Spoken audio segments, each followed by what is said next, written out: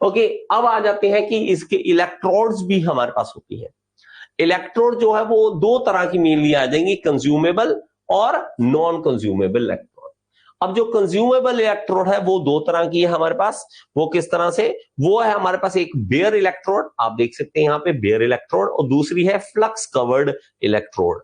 तो हमारे पास flux covered है, फ्लक्स कवर्ड इलेक्ट्रोड है। तो हमारे पास यहां पे देखेंगे तो नॉन कंज्यूमेबल इलेक्ट्रोड जो है वो दो तरह की, कार्बन और ग्रेफाइट इलेक्ट्रोड है, और दूसरी है टंगस्टन इलेक्ट्रोड। टंगस्टन इलेक्ट्रोड, ये बेसिक इसके आ जाते हैं, बेसिक क्लासिफिकेशन इसकी आ जाती है। ओके, चलिए आगे। वेल्डिंग इलेक्ट्रोड जो है इसके बारे में और ज्यादा हम पढ़ते हैं, उसके बारे में और ज्यादा हम समझ लेते हैं। थोड़ा सा इसको जूम आउट कर लेते हैं, ये देख लीजिए। ओके, चलिए। वेल्डिंग इलेक्ट्रोड जो है किसे कहेंगे? जब हम देखते हैं, ये आपने देखा ही होगा वेल्डिंग इलेक्ट्रोड, अगर आपने कभी वेल्डिंग का मशीन भी देखा है तो आपने इलेक्ट्रोड जरूर देखा होगा, इस तरह का कुछ दिखता है। An electrode is the piece of wire और रॉड ऑफ मटेरियल और alloy which is used in welding for providing heat input देने के लिए। It carries current for welding, तो वेल्डिंग का करंट जो है उसके थ्रू से निकलना है, इलेक्ट्रोड में से निकलना है। One and is gripped in the holder and arc is set up in the other and. एक ग्रिप कर लेंगे ऐसे और यहाँ पे आर्क होगी, तो इलेक्ट्रोड हमारी बेसिक फंक्शन हमारा इस तरह से आ जाता है। अब देखेंगे तो हमारे पास कंज्यूमेबल इलेक्ट्रोड, ये सबसे ज्यादा यूज होती है। कंज्यूमेबल इलेक्ट्रोड हम देखते हैं कि जब सबसे ज्यादा होती है, लगातार जो चलती रही, कंज्यूम होती रहती है, आप वेल्डिंग करते रहते हो और हमारी जो इलेक्ट्रोड है वो लगातार खत्म होती रहती है। तो हमारे पास क्या आ जाएगा? It melts continuously as the welding start. Welding जैसे ही स्टार्ट हुई तो हमारे पास ये लगातार खत्म होती रहेगी। It is continuously fed to the welding, लगातार हम फेड करते रहते हैं, आगे देते रहते हैं। अब ये दो तरह की होती है, बेयर इलेक्ट्रोड और कोड इलेक्ट्रोड, दो तरह की होगी हमारे पास।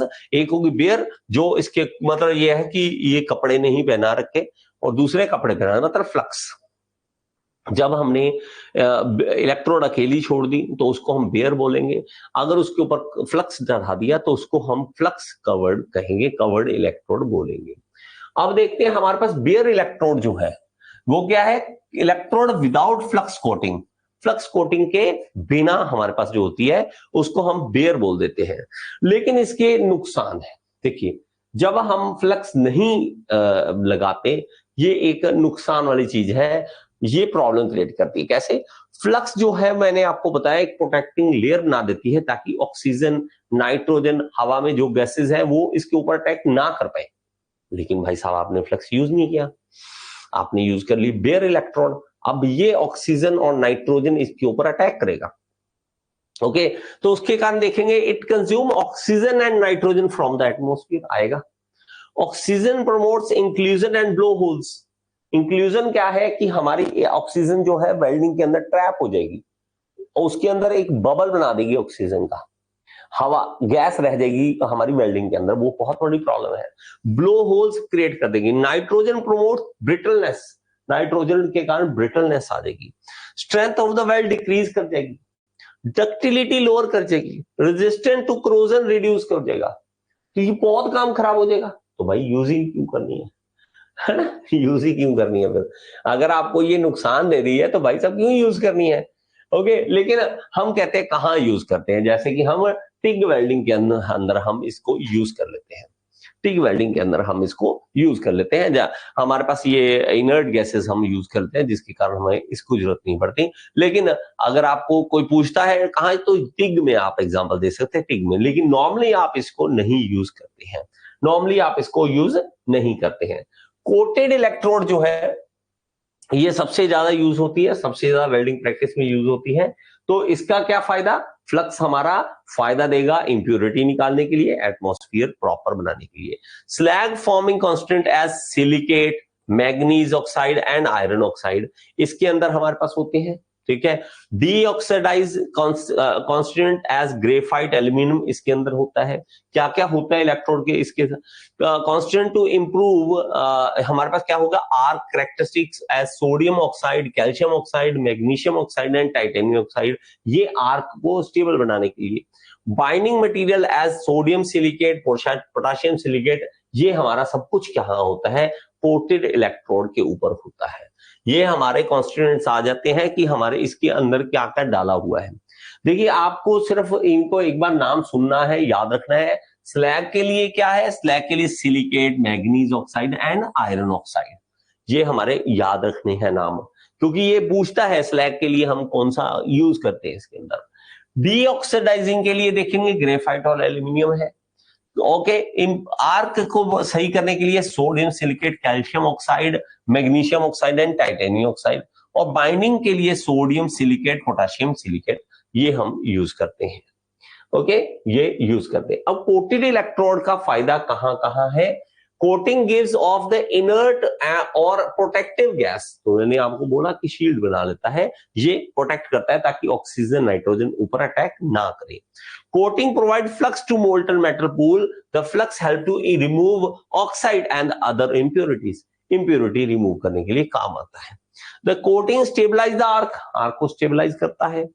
To provide, it provides means for adding various alloying elements into weld metal.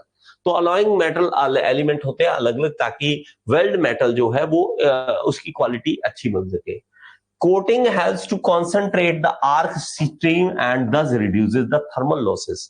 Thermal losses जो है वो कम हो सकते हैं इसे। Special alloying element can be introduced through these coating. Coating आप स्पेशल करवा सकते हो।